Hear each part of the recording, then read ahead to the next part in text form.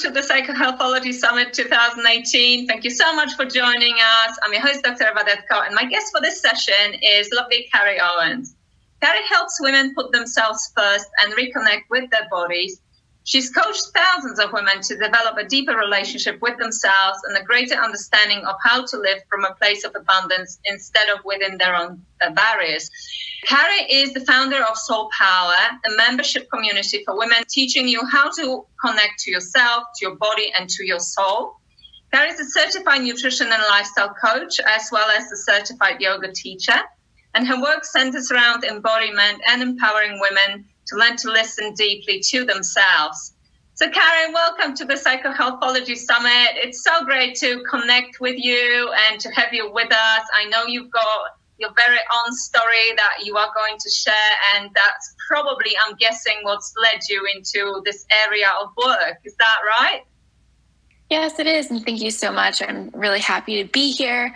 It absolutely is what has led me into this work. It's one of those deep callings, I would say. I used to always wonder why I was experiencing what I was going through. And today it makes so much more sense to know that I have this really strong purpose behind helping women because I've been there. Yeah, absolutely. I'm resonating with every word you're saying, and I'm sure actually a lot of people are. So many people actually find their purpose through their own suffering. But yes, when we can actually transform those challenges into something positive, well, that's what's so great, that when we actually able to do that, when we get to that place of healing, that we understand that what's been going on is more of a gift than an obstacle, and we can then turn it into something positive, which is, you're one of those people who have done exactly that. So tell us more about your story, because you've had some health challenges, and it's always good for people to know that when people have those health challenges, it is actually possible to heal and you can transform. Absolutely. So one thing I will say first off is that I really believe that health is nonlinear and that healing doesn't look the same for everyone. And so my journey, actually, I was diagnosed with ankylosing spondylitis when I was 15. And I was a very active 15-year-old. I was playing volleyball. You would have, never thought that there was anything that could stop me at that time. But I was basically bedridden for 6 months prior to finally getting a diagnosis. And then I, spent years and years on different medications and trying to figure out what would work for me. I went in and out of remission several times. And I just, in general, struggled for a long time, really understanding mostly what I was actually experiencing, what was actually happening with my body. And through that experience, I felt very lost. I felt like I wasn't understood by people around me. And I had this experience of really wanting to seek more, but not knowing where to look. And eventually I came upon somebody who is a very good friend of mine now, and he introduced me to the world of alternative medicine. And because I had been so young, I had been, of course, introduced to modern medicine at first was my answer. And it helped me in so many ways at that time. But also at that time, there was not a whole lot of movement around alternative medicine or food as healing. It didn't exist. This is nearly, 15 years ago now. So this is, before we had a lot of the resources that exist today. And so I felt very alone in my experience. And I started to really just dive deep in uncovering what I thought would work for me. And I started trusting myself more. I looked into changing my diet and my lifestyle, even though at the time I felt like I was doing all the things that I was supposed to be healthy. I really dug deep, and I ended up discovering other diagnoses like hypothyroidism. And then years later was given a Lyme disease diagnosis. And it's still out on whether or not I was misdiagnosed from the beginning 15 years ago. But my point in sharing that is that we can sometimes get stuck in these diagnoses that we're given at a certain time because we are seeking for answers. And that's one thing that I experienced at that time, is I just wanted somebody to tell me what was going on and really explain to me what was happening. And so I started changing my lifestyle, my diet.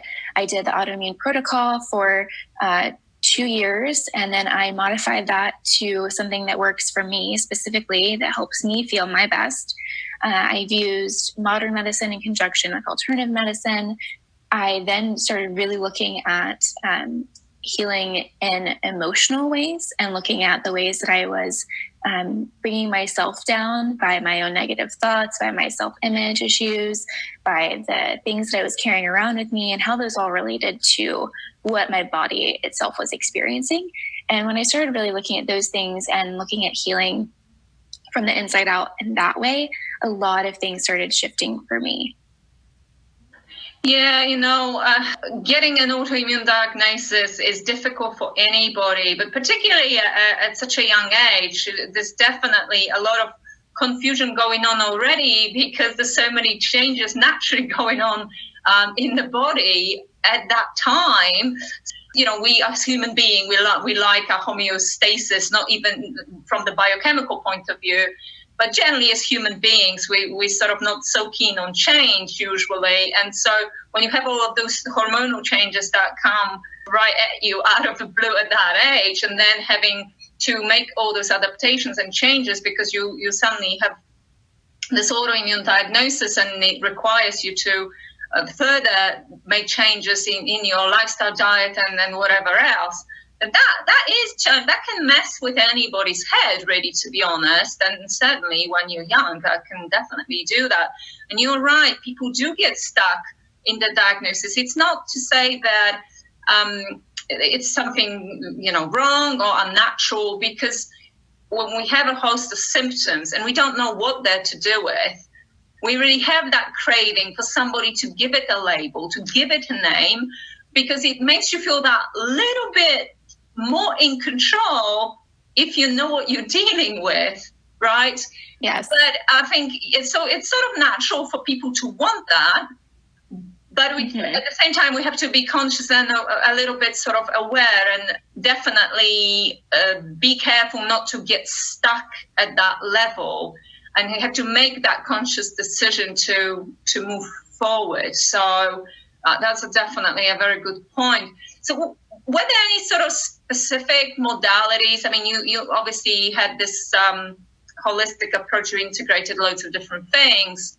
But were there any specific modalities that really helped you get better that you could single out and share with people? Definitely, I would say that acupuncture has been a huge healing medicine for me. When I first started doing it, I actually was doing it about twice a week consistently, which is more than what most people do, but it helped me just so profoundly. And I really dove headfirst into understanding what was happening and how the systems work and how my body responded and why. And that, I think, is one of the things that I think is a really good parallel for getting a diagnosis, is that I didn't just want a diagnosis. I wanted to really understand what was happening in my body. And I wanted to feel capable of being able to digest that and then process it and do something about it, and to know what to do about it rather than just relying on an outside source to tell me this is what you should do or what I think, is right. I wanted to be able to really have that for myself. And acupuncture was one of those things that just really resonated with me, that I knew immediately was going to help me.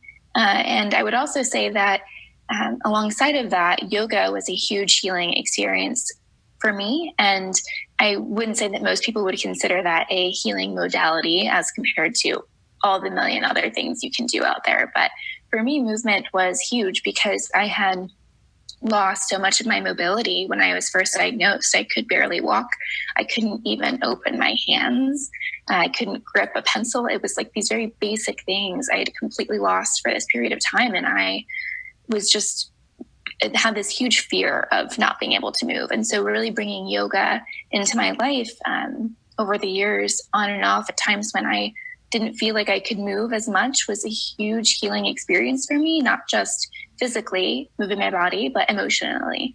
Knowing that I could move and that I could enjoy my body was a hugely emotionally healing experience. And then I would also say that another healing modality that has been huge for me has actually been colonic therapy, which I know that some people, it's a controversial topic for some, but it's been very helpful overall in my process of healing and detoxing and really getting my body back to a place where it feels vibrant and healthy and like it can actually handle what it's been dealing with for so many years. Yeah, thank you for those. Obviously, different things work for different people, but it's always good to know what's helping others. And I have to agree with you on movement for sure. I actually do see yoga as a healing modality myself. And of course, there's so much research that points towards yoga lowering inflammation and various other whole range of benefits, of course. So for people with autoimmunity, that's a very, very helpful thing. For me personally, when I was diagnosed with chronic fatigue syndrome and also Hashimoto's, I was already gluten-free at that point. So actually, I always say that had I not had a reasonably good diet, I think my situation would have been even worse than it was. But for me personally, it wasn't the diet that brought me out of it. It obviously contributed to the healing process, I'm sure. But for me, it was the dealing with emotional toxicity and movement. And movement was another huge one for me. So I'm completely with you there. In the end, it is what makes, obviously the right amount of movement, because you can overdo movement, let's say. So clearly, we need to recognize that it needs to be the right amount for the person. But it pretty much balances all the hormones in the body that you can think of. So we can have so many positive effects. And I already mentioned effect on inflammation and stuff like that. So to me, the body has been designed to move.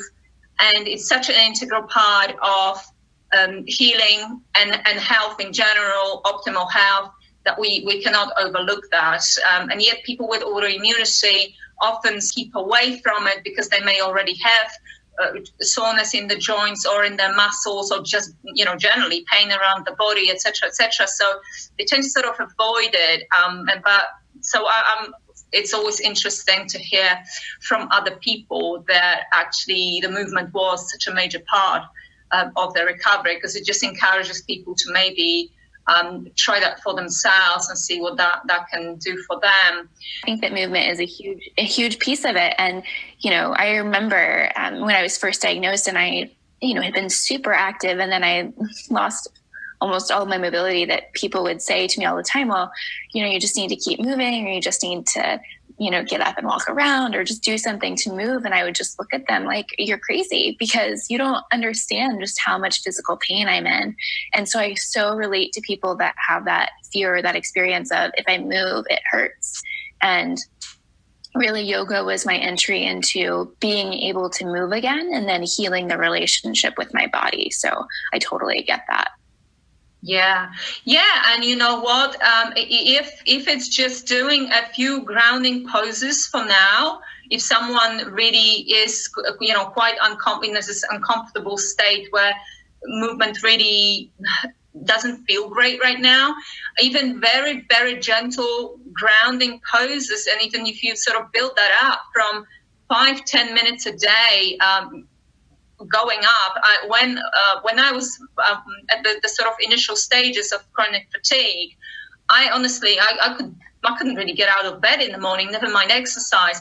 But I actually forced myself to walk for 5 minutes. That's how much I could do. And I went from dancing competitively and doing everything sort of full blast, which is obviously was one of the reasons why I got sick in the first place, right? But that was what I had to deal with mentally, right? That I was doing all of these things and suddenly I can't do anything. So I actually forced myself to walk on the treadmill for 5 minutes. That was my starting point. But guess what? Obviously, I have built it up. And I did a lot of visualizations at the time. And I remember listening to some music that was meaningful to me. And I was imagining myself, I was visualizing myself running rather than walking. And so I knew that at one point, there was no doubt in my mind that I will run again. And I will do all of those things again. Very, very powerful, because as we know, our subconscious mind doesn't really differentiate between fiction and reality. So when you put those images, healing images in your mind, that's where it's going to take you eventually. If you obviously support all the things that need supporting as well. So, what I'm keen to talk about is obviously the subject of self-care and self-love, because it's so huge, it's fundamental, it's probably the most important thing that anybody with chronic illness needs to address and pay attention to. But women are particularly bad at this, aren't they? They're particularly bad at prioritizing themselves, because there's always something or someone more important to take care of, right? They so often tend to be the last one in the queue. And of course, that is why a lot of people get sick because of that, because they do that for years and years and years. So it's so important for people, particularly when they're trying to heal from autoimmunity, to actually prioritize their own healing. So what are your tips for people overcoming that resistance to putting themselves first? Yeah, I agree with everything you're saying. And I really relate with the resistance, because I think that we all experience it. And I definitely experience it. And it was different for me because I was so young compared to maybe a woman in her 40s who's just gotten sick. There's a lot of different priorities in your life at those two different ages, right? But the resistance is the same. And a lot of the resistance is from our conditioning in society of, one, as women, we don't ask for help very much because we're supposed to do it all, know it all, be it all. And two, we are basically told that we are the nurturers, the caregivers, and that extends to everyone but ourselves. And we actually, as women, get a lot of joy out of being the nurturers and caregivers to other people. And so it's not about, denying ourselves that part of us, the nurturing and loving and the caregiving part of ourselves, but actually about tapping into that for ourselves. So actually learning how to redirect some of that energy that you give to other people back onto yourself. And that resistance is really about breaking through what you perceive about yourself, whether you perceive that you're actually worth the investment of more time or energy, or that your healing matters more than, something else in your life or someone else in your life. And those can be really hard questions to ask yourself because they're uncomfortable. And we're taught, not to be selfish, not, to put other people first, and not really taught. So when I work with a lot of the women that I have as clients, I ask them, was there anyone in your life, any kind of woman role model that really showcased to you a great relationship with herself or a great way of prioritizing herself? And most often women say, no, that never existed. I've never seen any woman in my family or in, my friends that have ever done that. And so if we are taught, we essentially learn most of our lives based off of the people that we're around. We learn how to do things, how to navigate this world. And if we're not taught early on how to put ourselves first or how to make ourselves a priority, how would we know how to do that? So it's about really looking at how to retrain and recondition those expectations we have of ourselves and put that energy more into prioritizing our healing and really get to the root and uncover, why is it that you have that resistance to put yourself first? What is beneath that? And a lot of emotional healing can really come from that once we have that clarity and those answers to then push us and catapult us in moving forward so that you can really just focus on your healing and understand how important you are. I completely hear what you're saying about all this social engineering that goes on, that, you label girls and boys in a certain way from the word go, and then girls are given the dollies and they expect to look after them and et cetera, and be the caregivers. If there's any younger siblings or something like that, again, they're expected to step in and help. And so all of that is conditioned from the very, very early age indeed. This is the time when all the belief systems are being shaped, our core values are being shaped at that time. And it could be that perhaps you associate looking after yourself with being selfish, and there's some guilt associated with that. But it also could be that you think that in order to be loved and get attention from people, you need to be perceived as this wonderful person who always looks after everybody, right? So there could be different aspects of that. Yeah. So it's important, I think, what you said is for people to recognize and go deeper and ask themselves the question, why am I doing this? What am I getting out of it? Why is it so important that I always put other people first? What am I getting out of it? Yes, absolutely. Yeah, I love that question. It's one that I always pose to clients because it allows them to actually think about the things that they do that are second nature, so to speak. And so you were taught from a really early age how to nurture the part of yourself that nurtures other people, but you weren't ever really taught how to nurture the relationship with yourself. And so if you're really invested in your healing and in having an amazing relationship with yourself, that's a huge starting point. And for women, especially that experience autoimmunity or any kind of illness for that matter, we're really disconnected from our bodies because something breaks down within us where we lose this trust or this experience, or we feel like our body is failing us. And so we have to really look at and identify, what is holding us back? What is the resistance to putting ourselves first? And then once you have that clarity and actually have identified it, look at, okay, what am I going to do to make sure that I am more than my excuses around putting myself first and making myself a priority? And that would be my main start for anyone that's going down this journey, is really looking at, identifying what is your resistance and why, and then saying, okay, I am worth more than this excuse, and my healing and my health and my life is worth more than this excuse. Yeah, and in all honesty, that's another aspect of it. Somebody could purely believe that they're not worthy of their own attention, right? That everybody else around them is, but they aren't. So that's, yes, definitely, that is such a big piece of work, but probably the most honestly important bit of work you ever do on yourself is that. Believe that you're deserving of this and you're worthy of this. And by nurturing yourself, it's an act of love, isn't it? It's an act of self-love. And that's also what a lot of people struggle with oftentimes. Yeah, absolutely. And I think once you begin that journey of understanding yourself better, you have such an advantage in really creating your life. You basically have your roadmap to happiness, and really knowing what is going to make your life abundantly better, because you now have this profound understanding. And that's what I work with women to help them uncover and really get, because if we don't have that understanding, we're basically just going through the motions and trying to guess at our life and figure out what is going to satisfy us, or figure out what may make us more healthy or heal from this, autoimmune condition or whatever it may be, versus actually getting the clarity. Yeah, I agree completely. A roadmap to happiness. I love it, because that's it. Once you've done it, you're on your way. You're halfway there. It's actually having the awareness is such a massive step forward.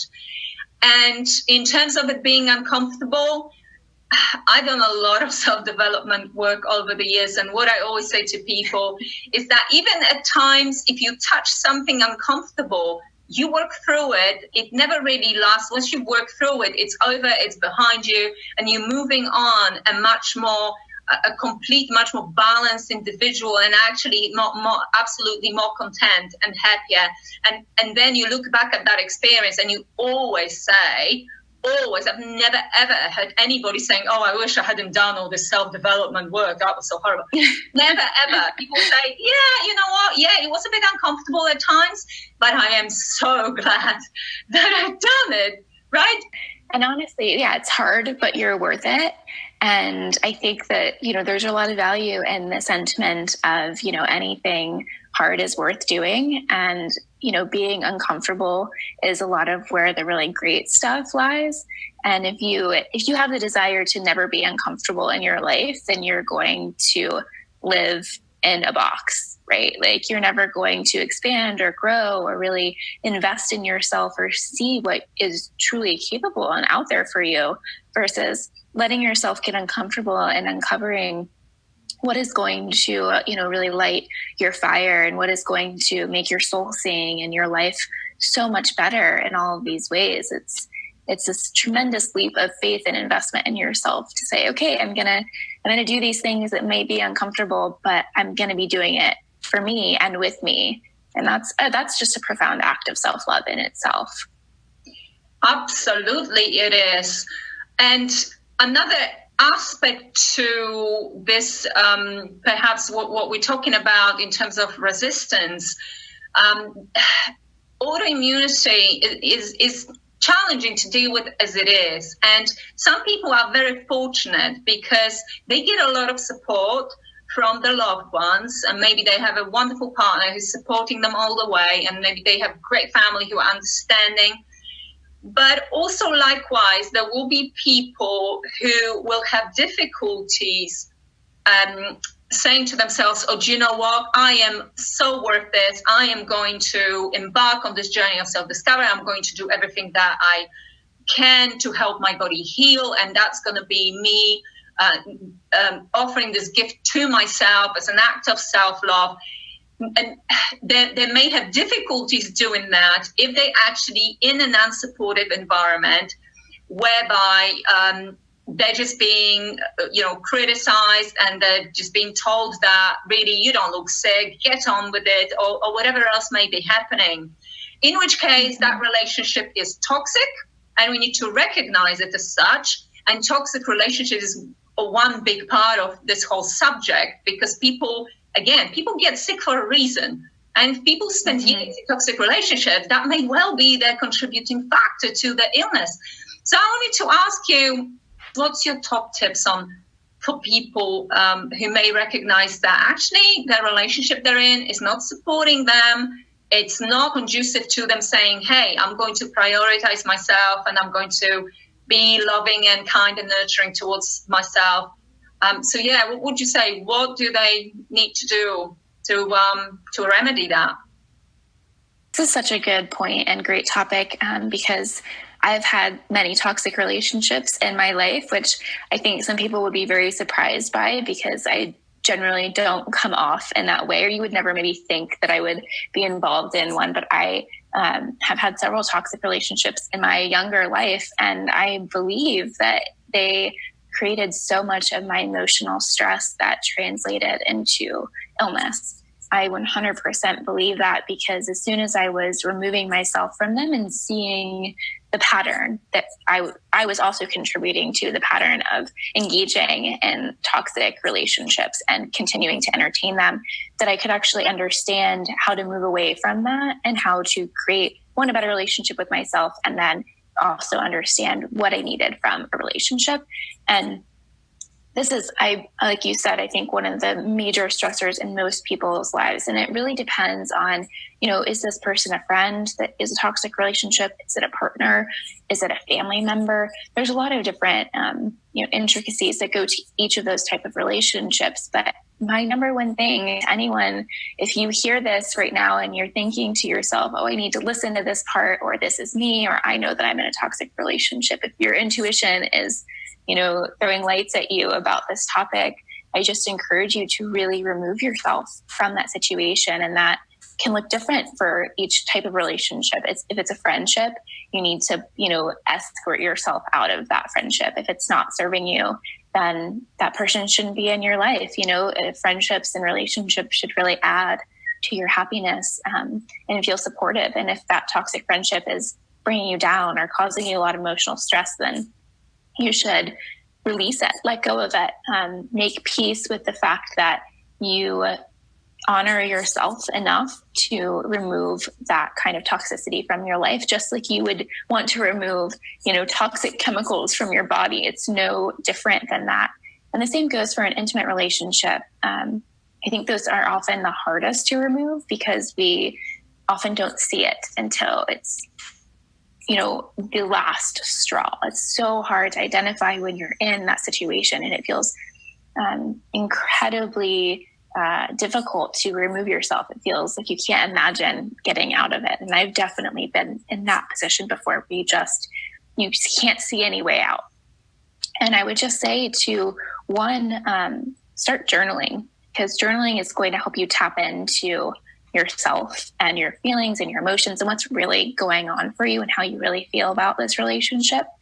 And then look at all your possibilities and how you can either, if you really want to be with this person, either talk to them about how you feel about how your relationship dynamics are, or remove yourself from that relationship. And I will just keep going back to that, because I found that each time I stepped away from those toxic relationships, it was like I was shedding the skin, this part of myself that was no longer serving me. And it's just this huge weight would come off.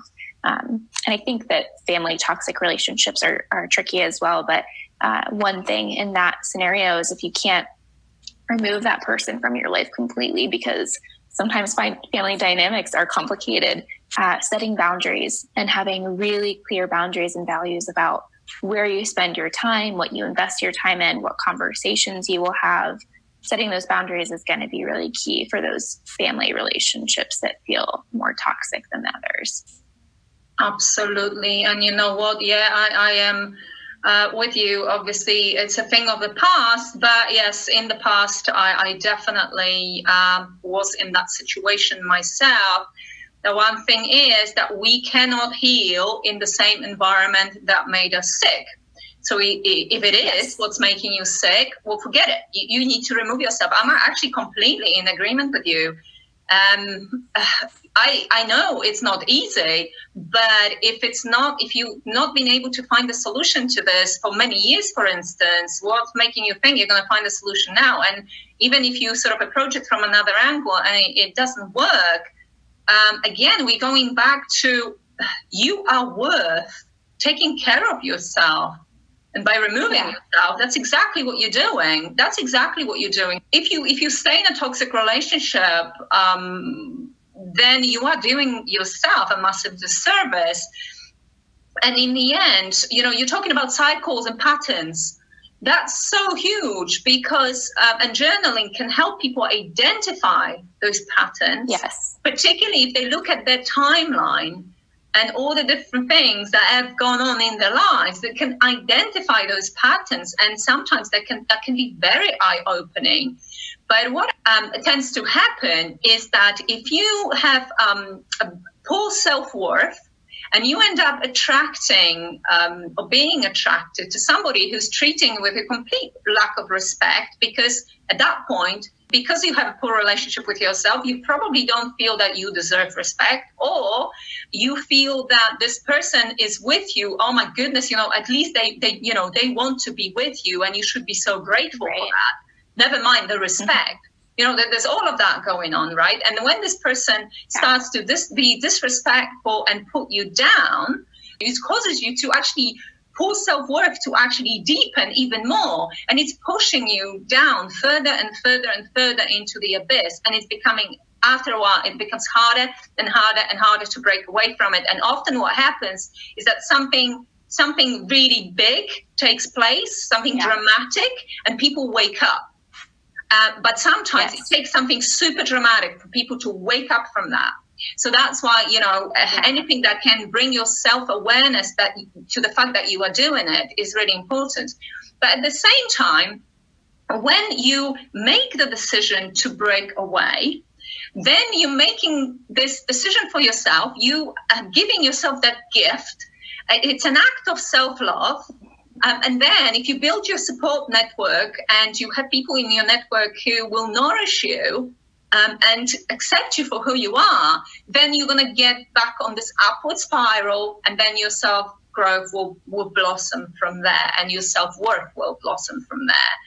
So, but it's such an important, I know it's not easy, but it's a very important decision to make, particularly if people identify that is contributing to the chronic condition.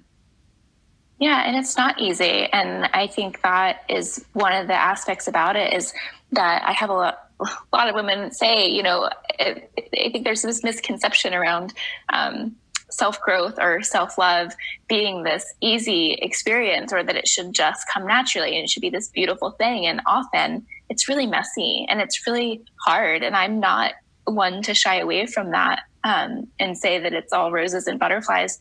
These acts of self-love are often some of the most difficult ways that you can actually show up for yourself. In that moment, it may feel like the most difficult thing, while also being the most rewarding, or, feel this huge relief. And I think one of the best things that we can do for ourselves if you're in a toxic relationship is really ask yourself the question, what do I value more? Do I value my relationship or myself more? And one of the things that I've learned over the years is that relationships are not about completely investing yourself and being one with each other. And all of that is really beautiful. This idea of that is really a beautiful concept. But if we go into a relationship valuing that relationship more than ourselves, you have already lost that relationship. Because by not valuing yourself and bringing yourself and investing in your happiness and what you want for your life, then how can you expect a partner to come in and really be on that same level with you, to invest in a relationship together if they're not investing in themselves or you're not investing in yourself? There's just this imbalance. And so as women, a lot of the times we see this, women don't invest in themselves, but the counterpart will be investing in themselves. And there's this imbalance in the relationship because then the woman feels like she's having to do everything. And this is just one example. But you'll see it a lot, that women at a very basic level have a harder time motivating themselves to go to the gym, where maybe the male in the relationship has no issue going to the gym after work and taking the time he needs to put himself first or do the things that he needs to do to be healthy or whatever he might want to do. That's a very, societal expectation that we have these days. It's so common. And in this bigger way, it's no different, really asking, where do you put your time and your value? Is that going into yourself so that you can really fully be there in your relationship? And if you're in that toxic relationship, really asking that question is so hugely important. Yeah, and you know what? When people are listening and they're identifying with this, but they're thinking, oh my goodness, I am not able to do this. I know I need to, but this just completely overwhelms me, scares me, frightens me. I would just say this, that I'm doing this event, I'm presenting you with so many approaches that can help you, and so many wonderful people that offer their support online, most of them do. And so if you feel that you need somebody who will have your back to get you through that process, then do exactly that. Just find somebody you resonating with, somebody's message that is particularly appealing, and you know that they're a supportive individual and they're going to be there, they're going to take you through that process, they're going to hold your hand through that process. There's nothing wrong with that whatsoever. And can be absolutely, then he can give you the freedom that you deserve. Totally. We all need guides in this life. I fully believe that we're not supposed to journey alone. We are put on this earth together. And that's been my huge mission since the very beginning of starting my blog and my business, was that I didn't want other people to feel like they needed to go through their experience alone, because that's how I felt very isolated and like I could not relate to anyone. And so if you're feeling that way, reach out to somebody, find a mentor or a guide or a coach that's going to help you, because having that support is so hugely helpful. And investing in yourself in that way is another profound act of self-love. Absolutely. Yeah, absolutely. Great point indeed.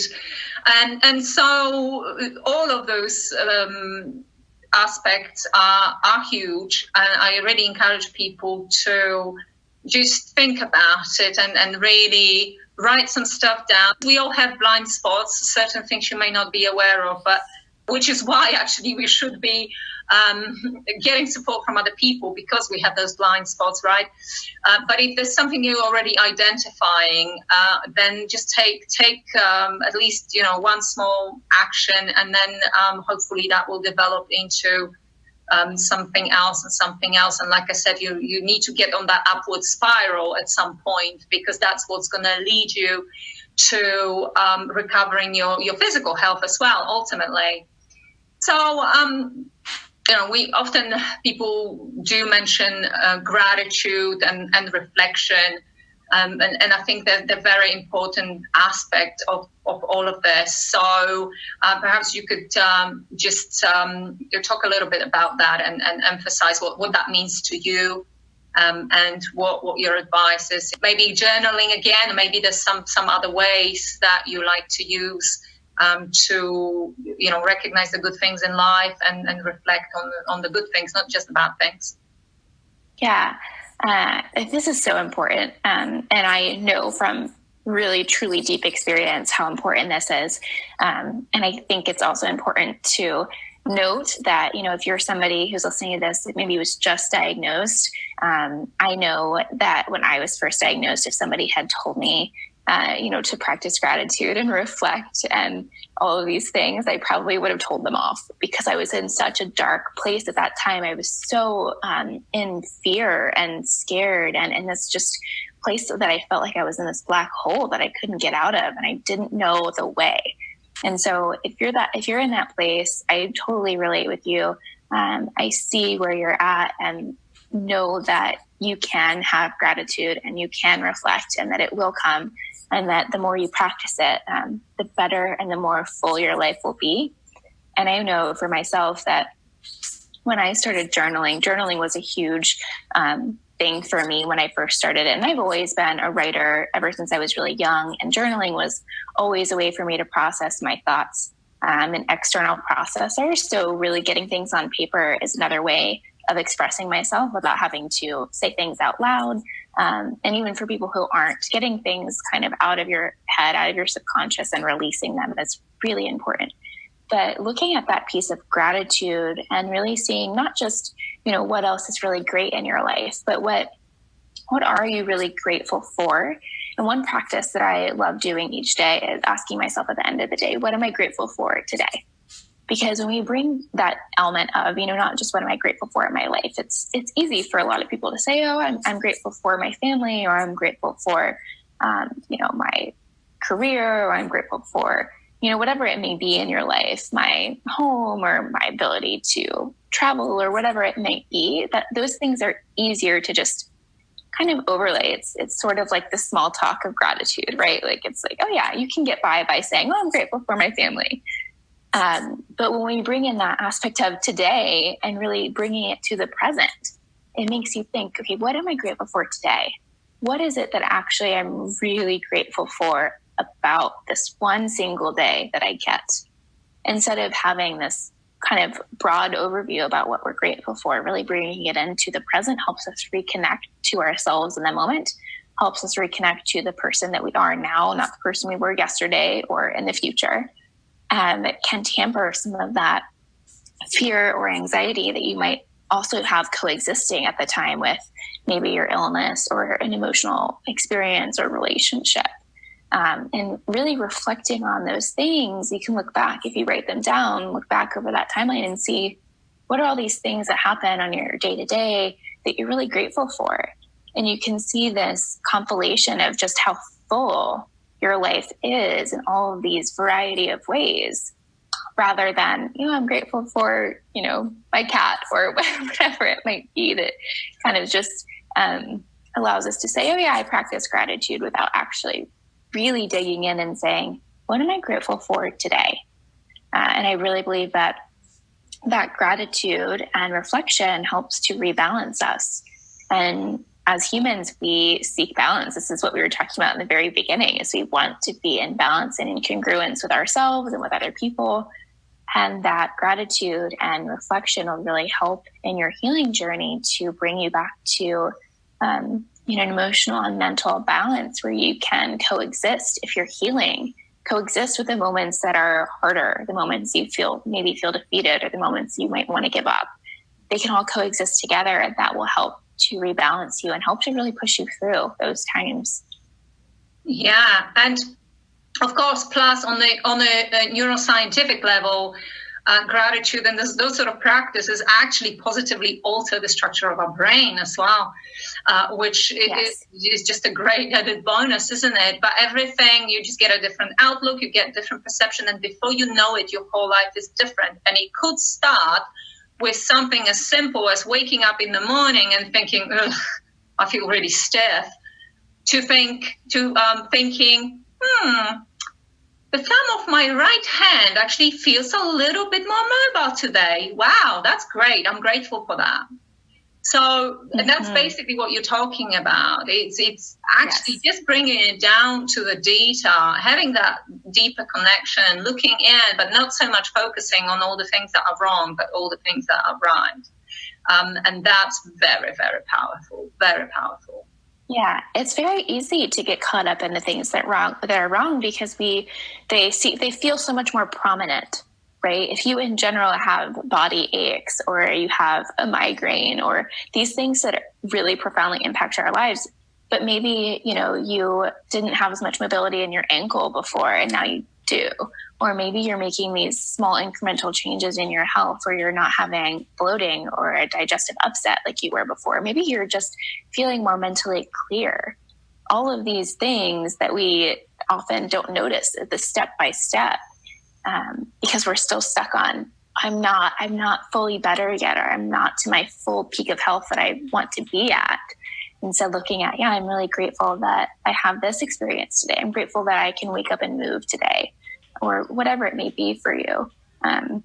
Really looking at those things and bringing it back to that positivity and allowing yourself to sit in that and really be in that and choosing to be in that positive place and that gratitude place instead of that negative place. And often it has to be that active choice and pulling ourselves out of that negative space. And that's okay. And the reason why it actually almost has to be this active choice is because, again, unfortunately, human brains are wired to be more drawn towards the negative than they are to the positive. And to recognize a positive stimulus, we need to inject some effort into that. Whereas a negative, bang, it's there and we're aware of it. So, right. It's probably something that that most people have to make a conscious decision and work on. However, of course, as you keep doing it, it becomes more natural. And that's what you go towards.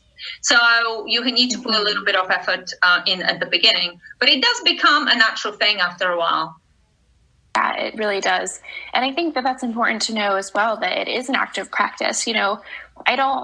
I don't really believe that anyone has it nailed down to the point where they never have negative thoughts. I get asked this a lot because I use affirmations and I do a lot of work with women on self-love and retraining the thought process.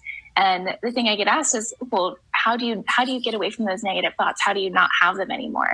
And I always say it's not about not having negative thoughts, because if that is your goal, if that's what you seek, you will fail. That is never going to happen. And that is attaining some level of perfection that no human can ever attain, because we actually need those negative thoughts because they're what keep us safe. In so many ways, negative thoughts keep us safe. And it's not about getting rid of them. It's about actually having less of them, recognizing when we are having them and pulling ourselves out of them, and really retraining your brain in that way. And it's not about getting rid of them. Oh, for sure. No, that's never going to happen. And I've spoken to a few actually people even on the summit, and we in the world of therapy, and we're talking exactly about that we still have challenges. But when you better align with yourself, you are better equipped to handle them. So it's not that big a deal. Yes. And you're more in that space where you feel, even if something doesn't go my way, no big deal. I can be flexible. This behavioral flexibility is very important. And I can be flexible and work around that. And I'll find a way around that. So it's not really that big a deal. But that doesn't mean that those thoughts don't come. Doesn't mean that fears or other negative emotions, maybe anger, various other things. Those are natural things for a human being to experience and feel. And that's obviously, no, you're right. I mean, setting yourself, this expectation of getting rid of this completely would be completely crazy, because that's never going to happen. So, but that's a good clarification. Absolutely. Just in case people think that that's what they should be aiming for. No, definitely, that's not what we're saying. I've enjoyed talking to you so much. Absolutely wonderful. You had so many wonderful things to contribute. So I wanted to ask before we end whether there's anything else that you wanted to add that we haven't shared and you still would like to share because you think it's important. And of course, just tell us a little bit more about what you're up to, what you're currently working on, or maybe what's next for you. I would just say that, if I could give, 3 things that I would want to share with you all who are healing from autoimmunity or emotional experiences, whatever it may be. One would be to really learn how to invest in yourself, through putting yourself first, or working with someone, or learning from someone who has been there. Really taking the time to invest in yourself in that way, whether it's an actual time investment or monetary investment or both. Doing that, taking that leap. Most people that I know, including myself, who have been really successful in their journeys, have made some kind of investment in that way, or multiple. And every investment you make in yourself is going to reward you tenfold. I know that for sure. My next thing would be, don't settle for anything just because you feel like you're sick. Know that this is a temporary experience, and that this is not your permanent or forever. So if, it's a toxic relationship, or if it's a job or whatever it may be, don't settle for it just because you're in this space in your life where you're sick or healing or dealing with something that's hard to recover from. And then the last thing I would say is to really trust your intuition. And if you don't really know what that means or how to get to a point where you're doing that, work with somebody who can guide you into a deeper relationship with yourself. And I would say those are my top things for any of you out there listening, to really take your healing and your relationship with yourself to the next level. And for me, I work with women on this all the time, and it's what feeds my soul and makes me insanely happy day to day, because I get to see these transformations. And one way I do this is through one-on-one coaching, which I really love doing. I like working with women one-on-one because we can really dig deep and help them individually, guide them into a place of abundance and happiness for themselves. And then the other way I do this is through Soul Power, which is my online membership community for women. And this community is full of women from all ages, which I think is incredible. Our age range right now is from 22 to 74. And we have just an abundance of amazing, incredible women that are investing in themselves.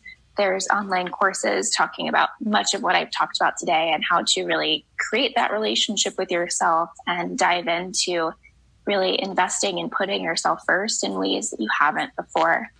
Yeah, I love your tips. Fantastic tips. Well, Carrie, thank you so much.